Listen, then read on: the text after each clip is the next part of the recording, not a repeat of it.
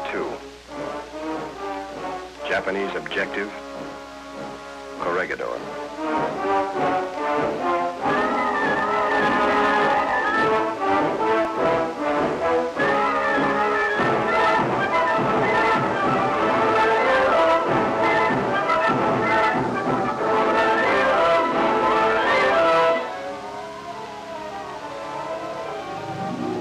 A president's order to leave.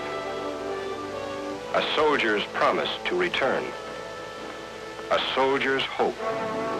An appointment in Tokyo.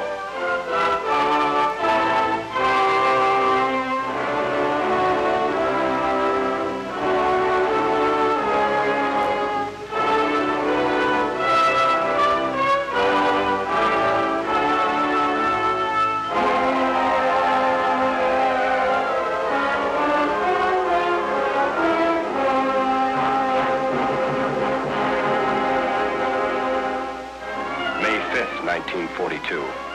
The enemy lands on Corregidor. General Jonathan Wainwright, defender of the Rock.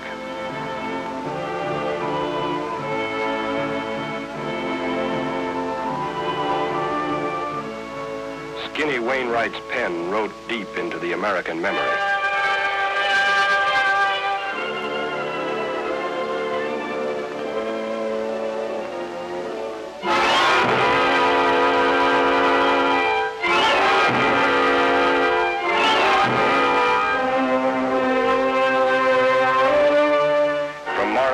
On Bataan, the Death March.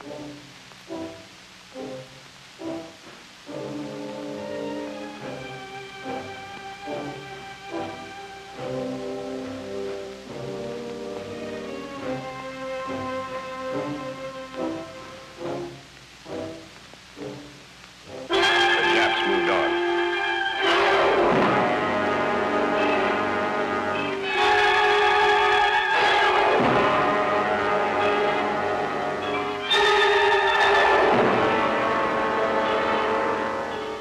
Until Australia itself lay open to invasion. At his Melbourne headquarters, General MacArthur faced grim facts. Against nearly 3,000 Jap planes, he had barely 500. Against Jap millions, he had 11 poorly equipped divisions. Australians, Americans. Against him were thousands of miles of Jap-infested islands and Jap-controlled seas. Against him was time and space and power and preparation. Against him was an area that made the vast United States seem small. American industry and labor were converting from the non-essentials of peace to the necessities of war.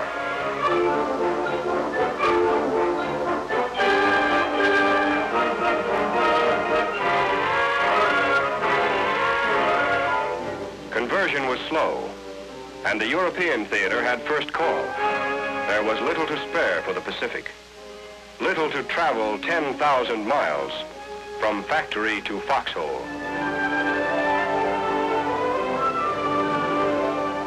The longest supply line in the world, a supply line won and secured by naval victory in the Coral Sea, land victories at Guadalcanal in the Solomons.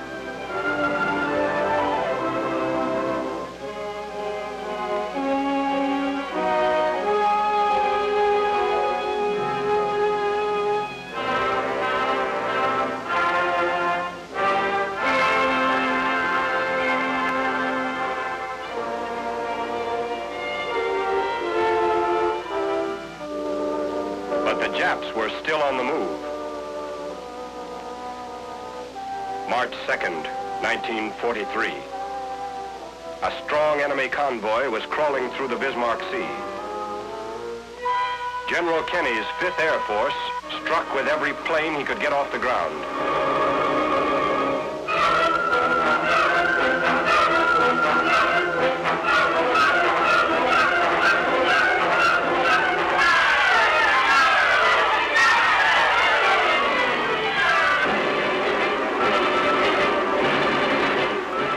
Score, 22 shattered hulks. every enemy ship.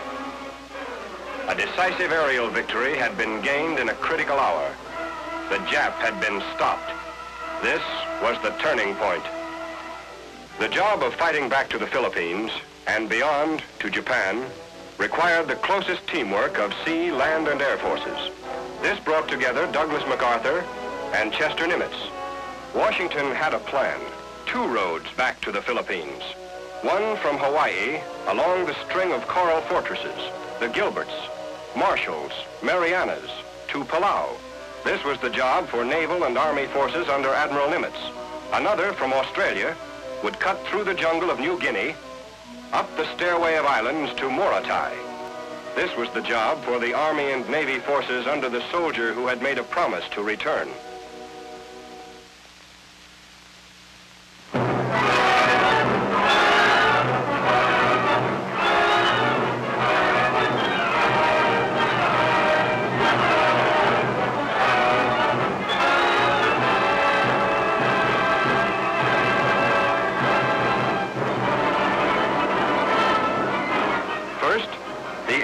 Reached ahead.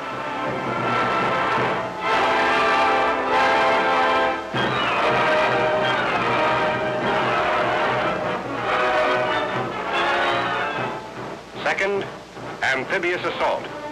Hit 'em where they ain't.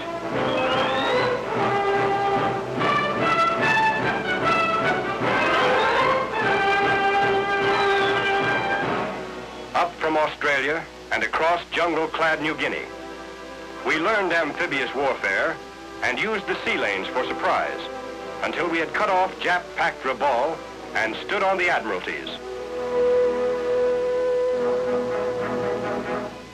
By now, the Japs were dug in and ready at Wewak. So we surprised Hollandia.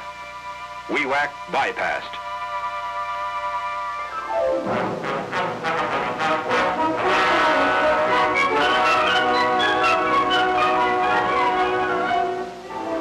Strategy, surprise, up the stairway of islands.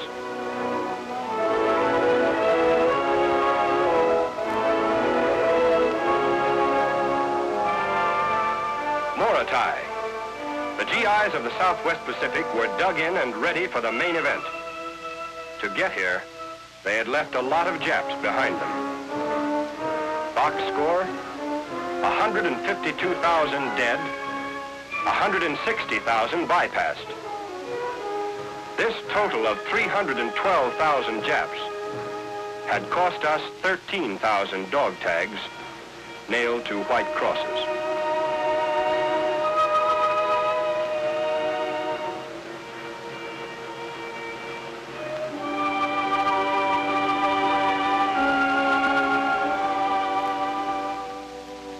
Meantime, the forces commanded by Admiral Nimitz in Hawaii faced a different kind of war. There were no places to hit 'em where they ain't. Every coral atoll we invaded would have to be taken Jap by Jap.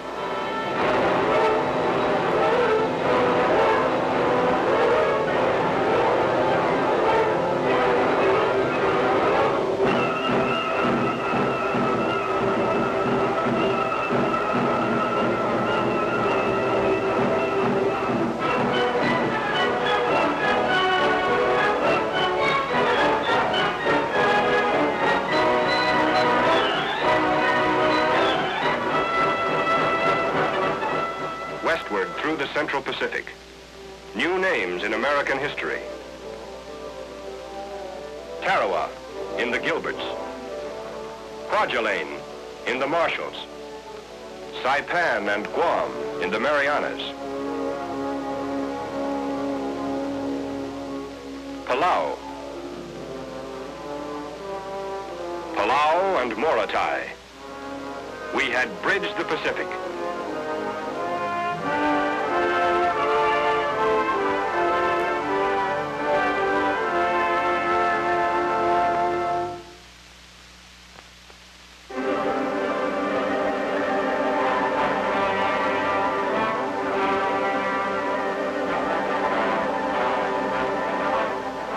In early October '44, a combat-loaded convoy from Pearl Harbor was on its way to strike the enemy stronghold at Yap.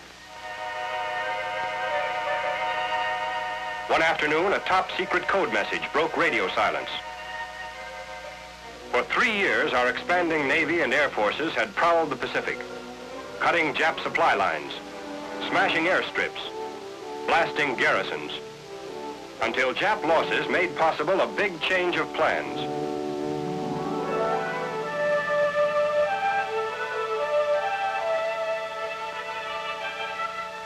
From Admiral Nimitz, instructions to change course. Yap invasion canceled. Rendezvous with task forces headed for a new objective. The Philippines. Now get this. These are the Philippines. Up at the top is Luzon, the most important island. Manila, Corregidor. The Japs are expecting us here. Down at the bottom is Mindanao, another place the Japs are expecting us. Got it? Okay. So we don't hit Luzon, we don't hit Mindanao. We hit here, right in the middle, at Leyte. Now remember, don't get careless. They're the same kind of Japs they've always been. Any questions? Questions? Sure. The silent kind.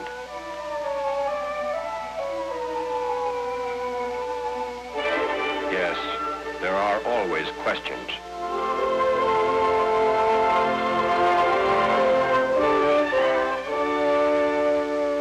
And the Lord said, I have surely seen the affliction of my people, and I have heard their cry by reason of their taskmasters. And I am come down to deliver them out of that land unto a good land.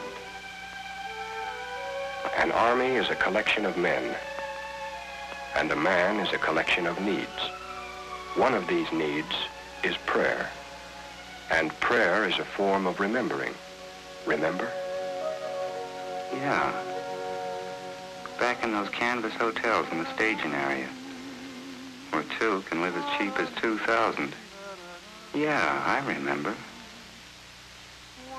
I remember Joe getting all polished up to go nowhere. What a character. Funny how the unimportant things were important.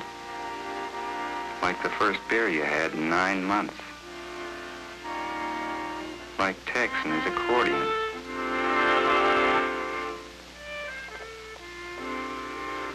Then you remember packing.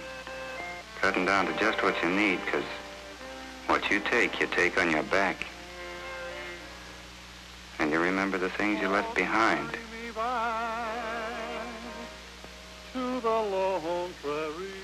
All the things you wanted to say and couldn't. And all the things you wanted to take and couldn't. Neath the western sky, on the lone prairie.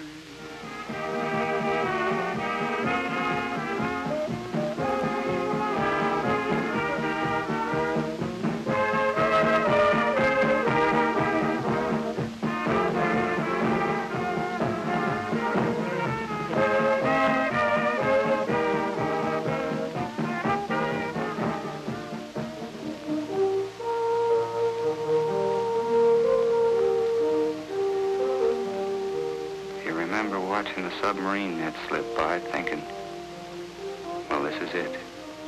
I'm on my way.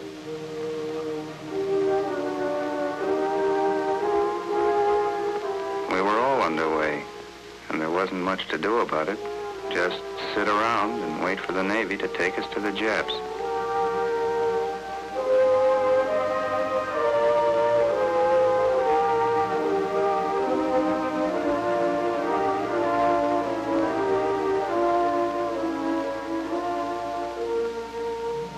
Funny how you remember all those things at a time like this.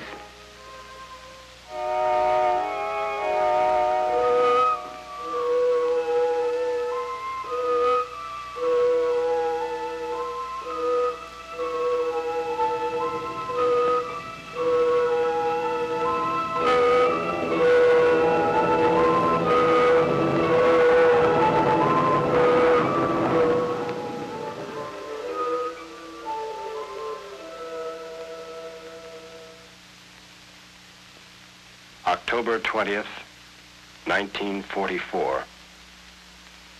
The men of MacArthur have returned.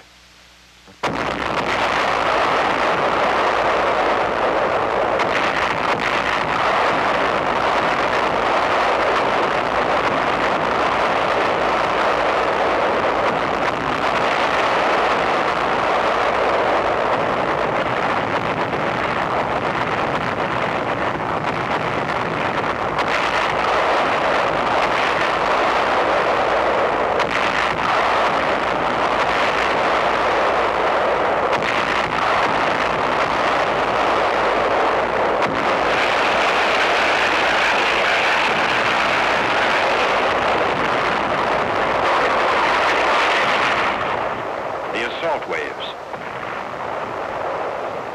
the untried, the veteran,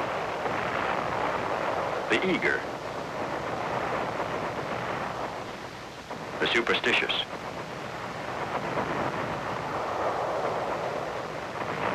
The first to land, some the first to fall.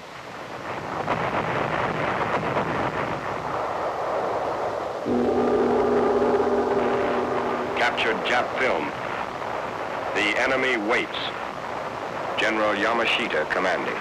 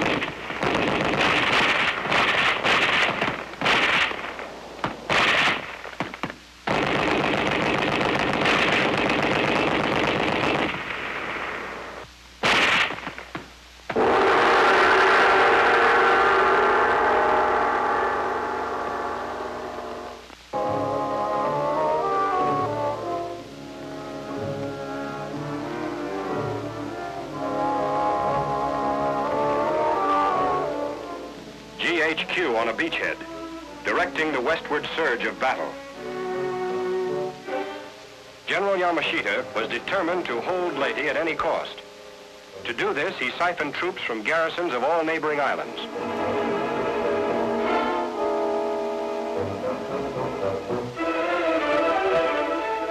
More captured film. Bandy-legged nip infantrymen like these poured into Leyte. We answered the challenge with a meat grinder offensive against reinforced Jap positions.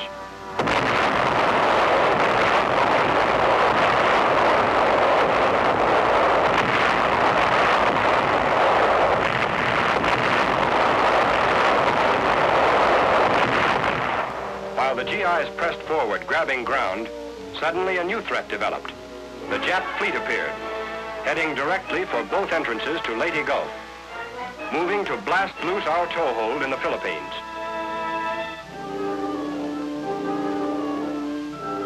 There wasn't much ground troops could do about this threat from the rear. This was a job for the Navy.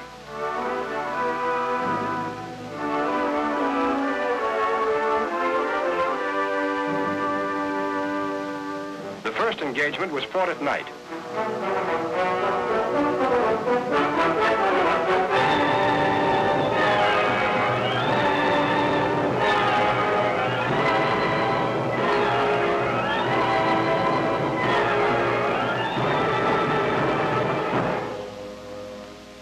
On shore, everybody sweated it out, from GI to general. Our heaviest artillery was turned around toward the sea. They looked big, but against naval broadsides, they'd be like pistols against rifles. Next, our jeep carriers put the sting of death in the air east of Leyte Gulf. Jap land-based fighters and bombers reinforced their sea strength.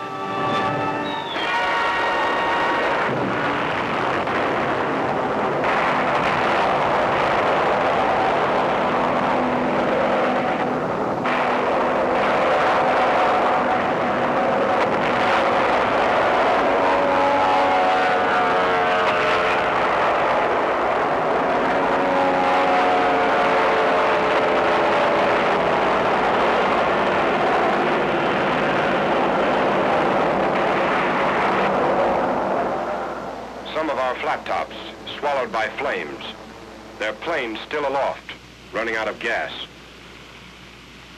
Leyte's captured strips were still unfinished, wet, but not as wet as the ocean.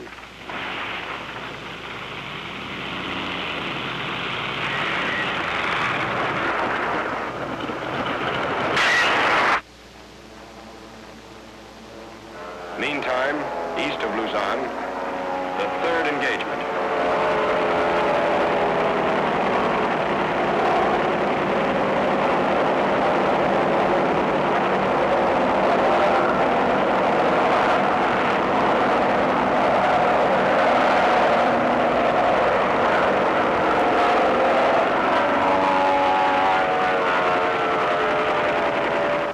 Floating wreckage and floating Japs. We had won a naval battle.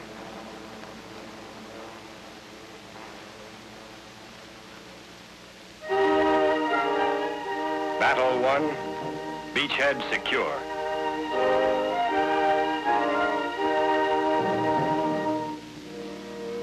But to the infantry, it was just another day to keep pushing. The speed and dash of the first days are gone. You're not front-page headlines anymore. And being dry is something you've forgotten.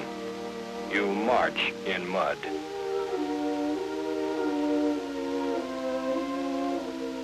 You eat in mud.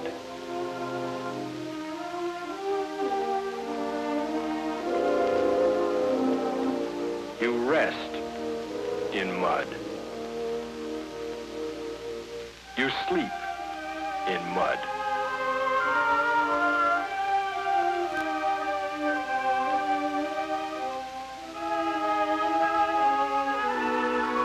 And as long as men remember war, they'll remember mud.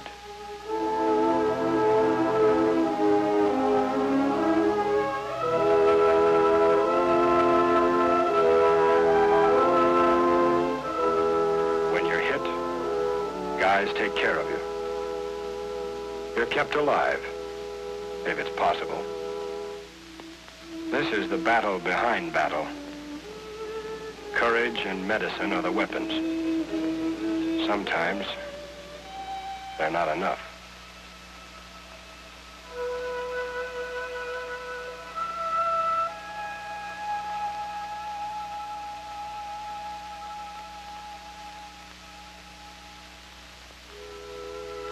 This is a cathedral, a large church in a small town.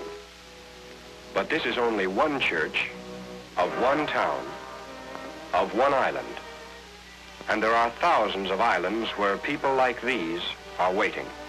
And on these other islands, life under the Japanese is hard.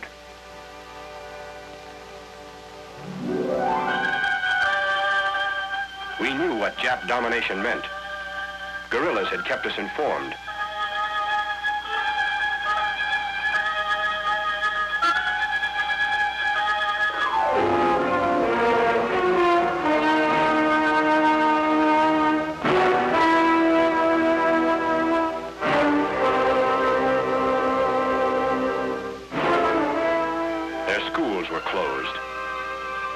And their altars destroyed, their freedom gone, their harvest stolen.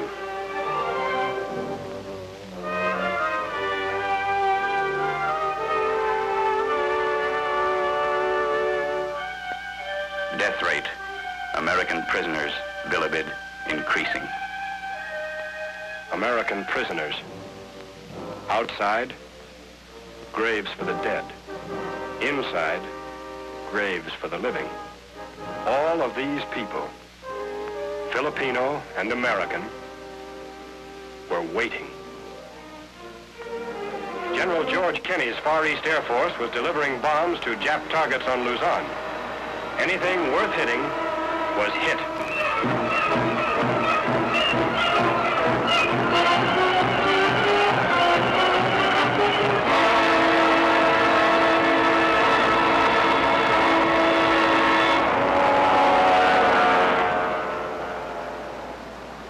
Manila Bay, Luzon, the core of Jap power in the Philippines.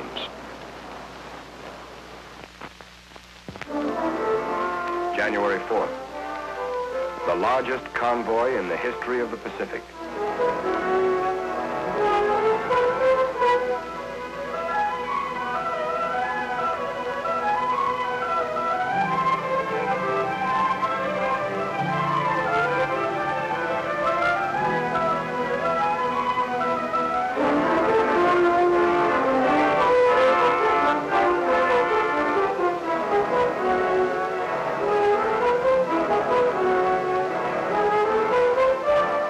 January 9th, 1945. This is Lingayen Gulf, Luzon. 4 divisions landing abreast. We had expected a very different kind of greeting than these cheering Filipinos who told us the Japs had pulled back 2 days before.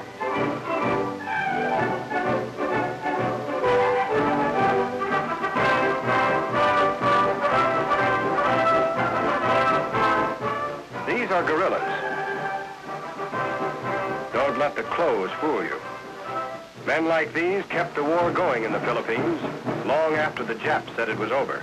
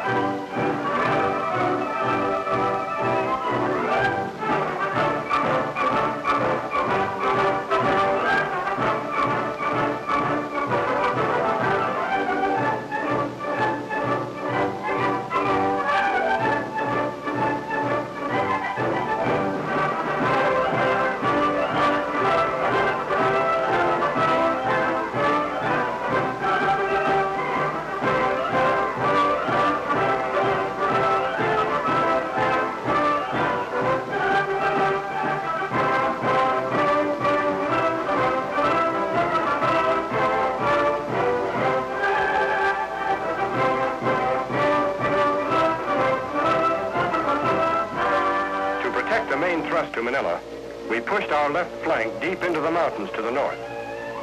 Some targets a ground soldier can't reach. Some targets a sky soldier can't see. So they work together. Mountains would have to be bought with battles like these.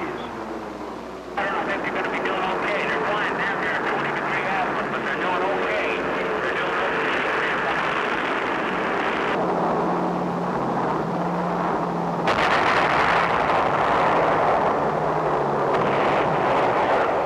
They're flying too much from northwest, too much from northwest to southeast. That is good. That is right on the ball.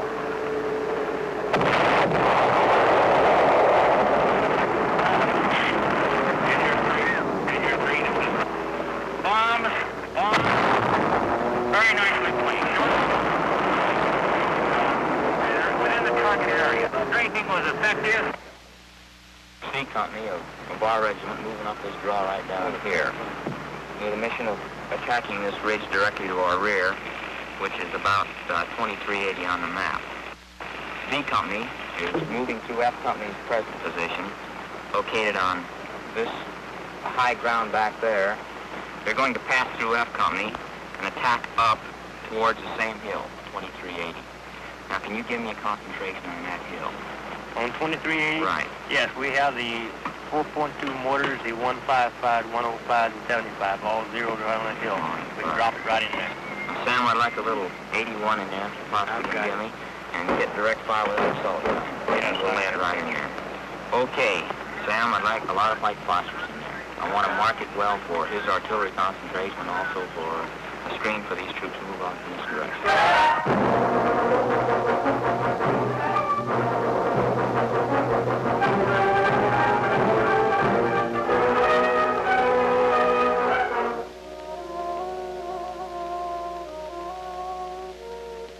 Yea, though I walk through the valley of the shadow of death, I will fear no evil.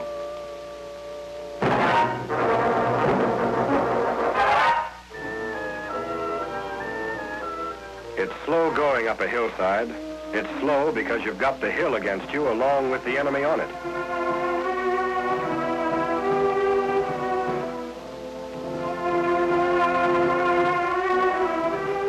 It's slow going up, sometimes slower coming down. Meantime, the main force sped down the Central Plains. Back of enemy lines was an important human objective, Cabanatuan, the prisoner of war camp. If we fail to reach these men, they'll be taken with the retreating Japs on another death march. Hand-picked guerrillas and a company of rangers started on the rescue mission, 25 miles behind enemy lines.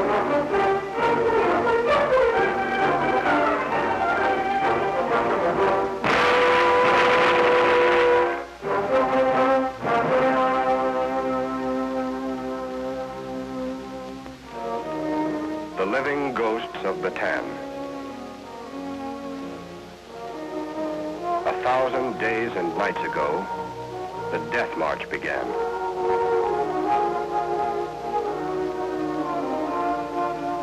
These are the few who finished it. Today, they are free.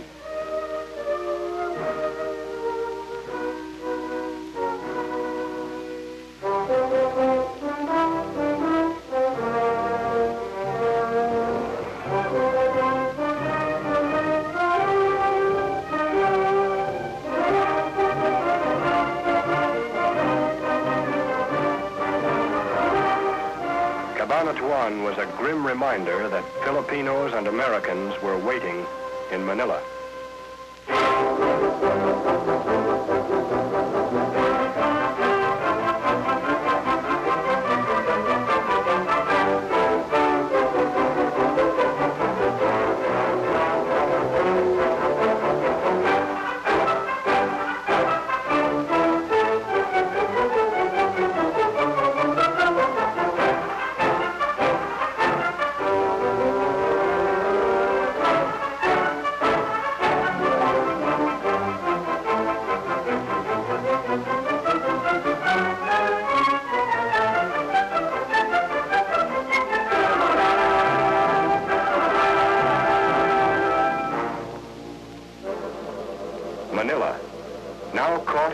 stranglehold of armies as new forces landed, and the human vice closed. GIs were in the outskirts. Crawling under a ballpark fence is an old American custom. Rizal Stadium, a baseball diamond.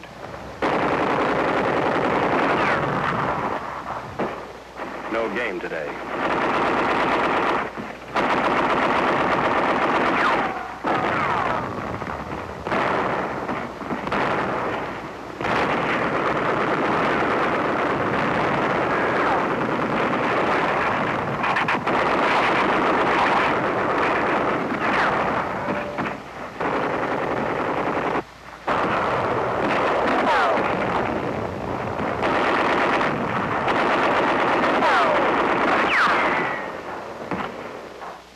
Battle never stands still. From baseball park to business district. This is a new type of jungle for island-hopping GIs. A jungle of broken buildings and smashed streets. But the same kind of Japs they've always been.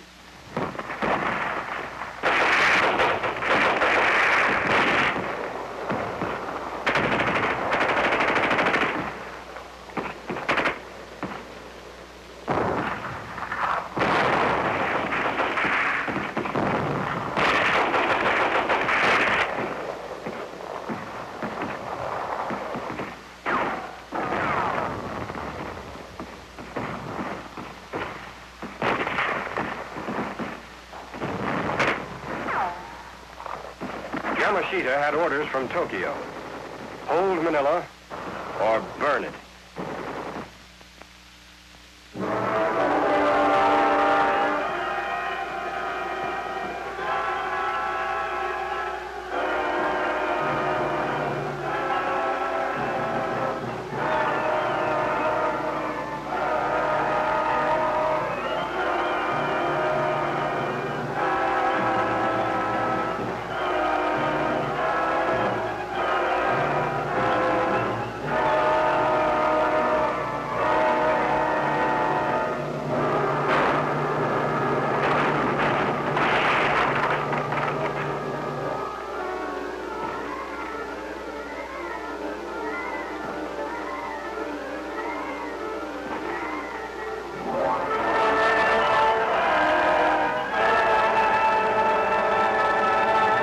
Manila, the pearl of the Orient. This innocent-looking piece of paper translates as follows. Japanese field order of 13 February. All Filipinos found on the battlefield will be executed.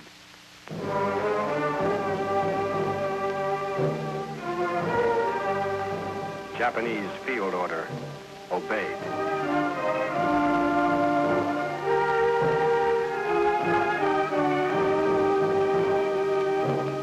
Between us and the walled city was the Pasig River. And Japs.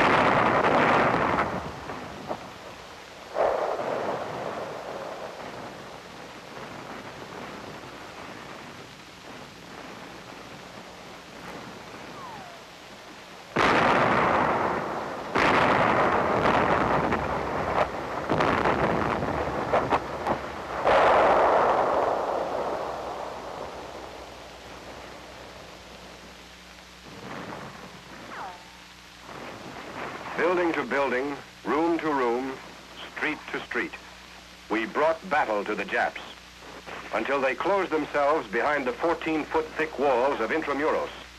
a fortress within a city.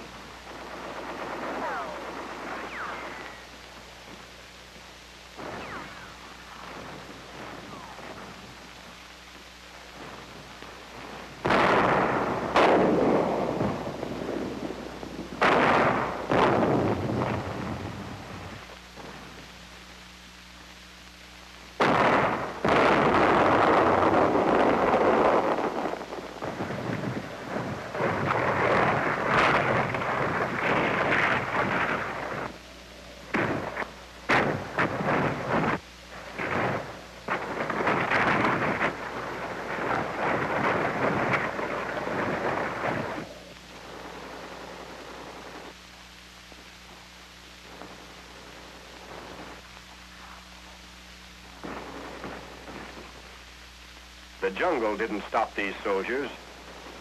Neither did this wall.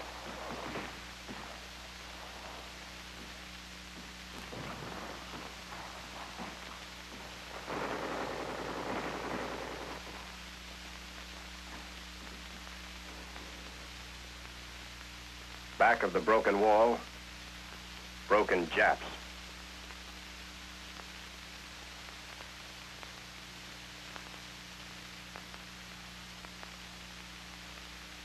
And all around them, broken homes. Homes thousands of miles away, but American homes. Because the people who lived in them shared with us the American spirit. This is the payoff of battle, the silent reward. Many have fallen, that this one may rise. This one may smile. This one may forget. This one may heal. This one may walk. This one may find a home. This one may find peace.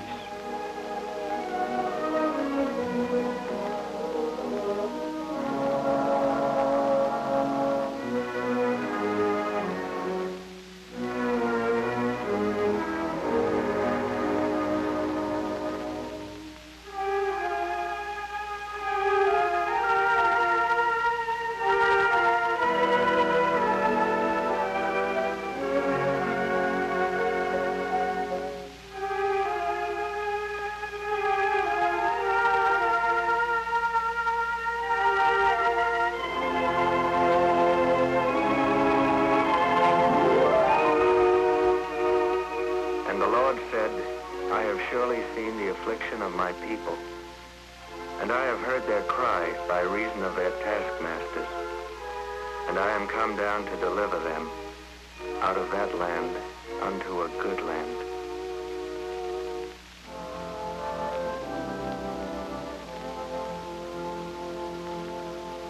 February 1945. American objective, Corregidor. The general had an appointment with the past.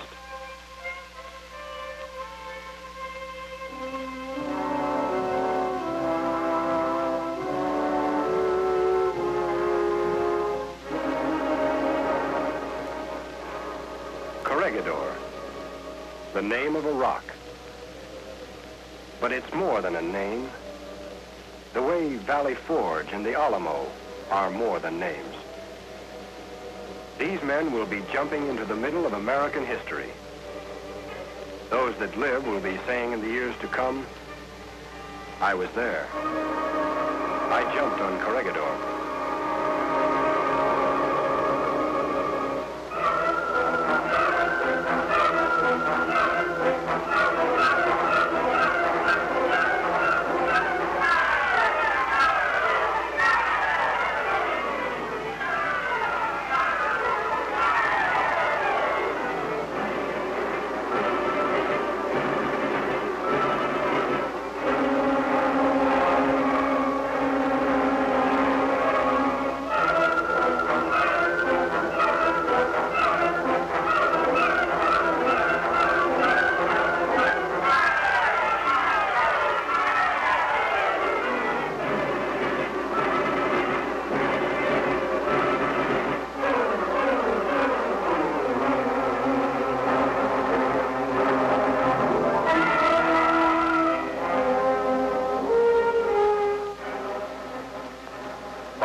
B-47s still emptied their human cargoes, our low-flying fighters paved the landing beaches for waterborne GIs who had crossed over from Bataan.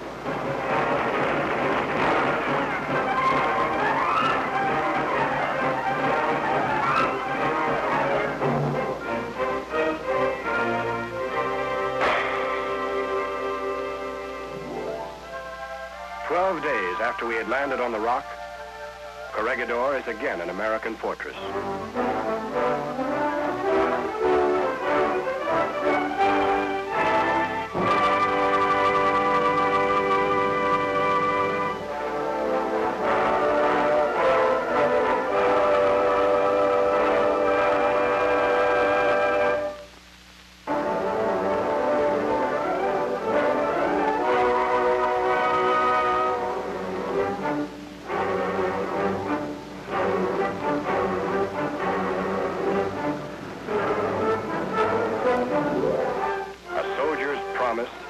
Had been kept. A soldier's hope could now be realized. On to Tokyo. While vast armies were being marshaled in the Philippines, the Marines won Iwo Jima. And Army, Navy, and Marine forces took Okinawa. Naval guns were knocking at Japan's coastline. And Saipan-based superforts were pounding Japan's skyline.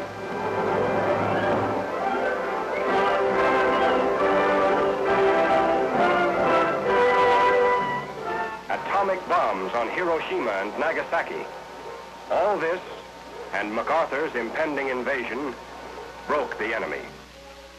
The red sun of Japan had set.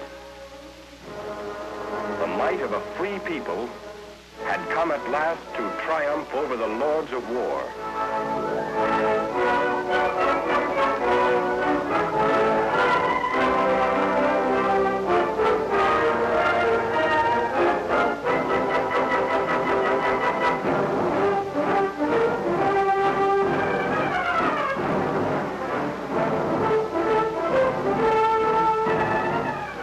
The last beachhead, Japan.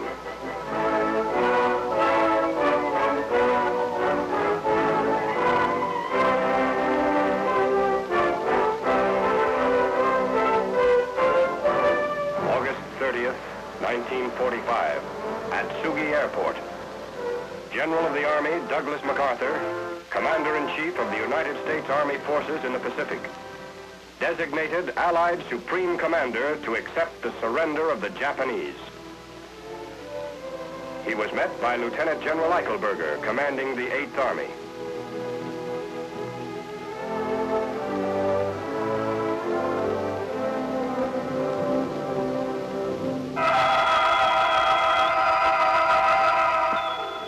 September 1st, 1945, on the battleship Missouri.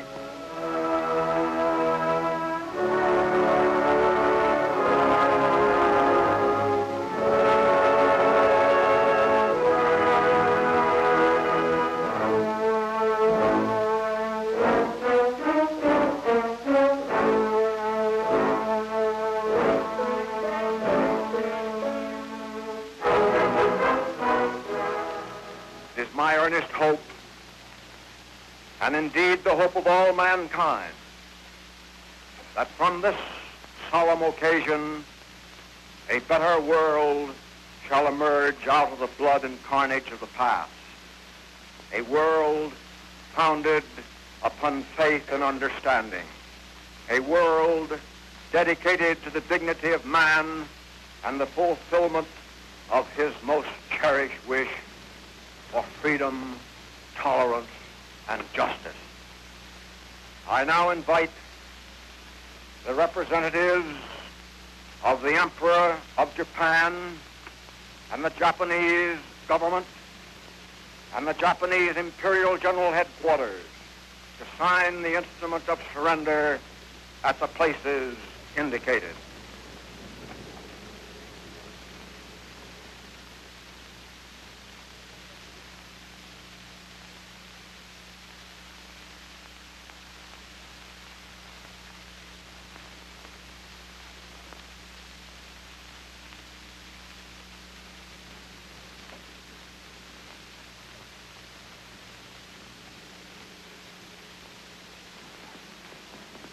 The Supreme Commander for the Allied Powers will now sign on behalf of all the nations at war with Japan. Will General Wainwright and General Percival step forward and accompany me while I sign?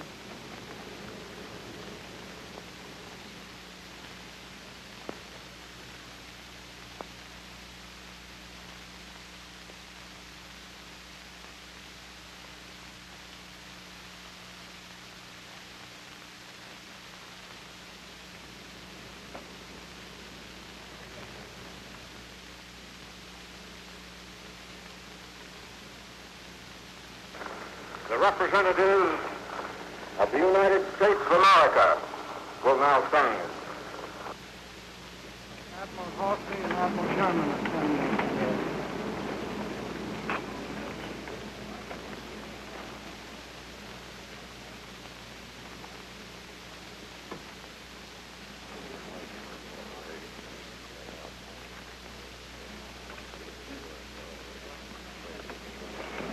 Let us pray that peace be now restored to the world and that God will preserve it always. These proceedings are closed.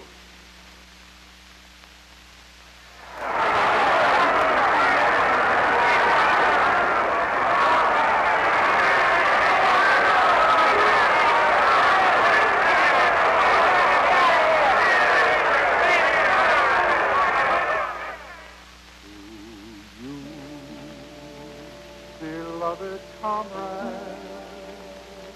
we make this solemn vow, the fight